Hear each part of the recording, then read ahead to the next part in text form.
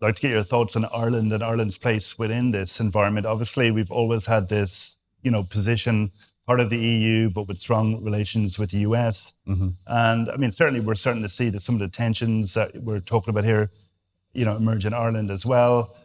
What's your, as an outsider looking in, I mean, you talked about the FDI, the tax incentives, looking at Ireland from an outside perspective and policy here, do you think it makes sense, or are we running big risks with that dependence on FDI? It's a risk, particularly when it looked like the first part of the Trump administration was we're coming after pharma with tariffs and we're basically going to, make it harder for our companies to do the type of things that they do with Ireland, shall we say.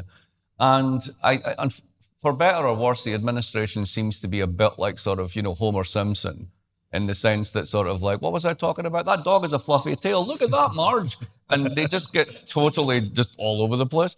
Ireland has the advantage of being very important to very important corporations, and has the advantage of basically being the size of Brooklyn, New York in terms of population, right? You're much smaller than people think. Now, the nice thing about small places is, Taleb has a nice line on this. He says, it's very hard to have Stalin in a village because everybody knows each other, right? So your capacity to colossally mess up, well, we remember the housing developers and everything else, right? But your ability to rebound was remarkable, right? You came back from that really, really quickly. And yes, FDI was a huge part of that story, and becoming more than sort of brass plates and becoming actual investment places for technology. That's a hugely important part of the story.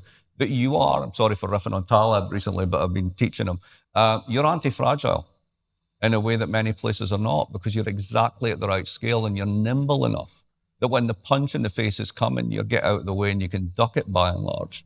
So I don't really worry about Ireland. I worry about bigger places that aren't anti-fragile, that are stuck. I really worry about the UK. I really think the UK, they use basically Italy, just waiting to happen. They haven't grown in 20 years. Their debt stock is now a problem, right? So long as R is greater than G, so long as the rate of growth in the economy is greater than the rate of growth in the debt stock, doesn't matter. It eats itself. It's brilliant. That's why intergenerational debt's fabulous. Once that flips, you're in a lot of trouble. That is no longer a convexity that you can live with, because at one point it's just going to do this.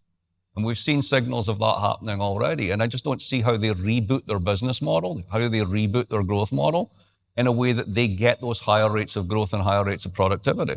I could see that happening here. If you guys lost pharma, you'd find another trick. You'd do it faster. And that's really what matters in this moment.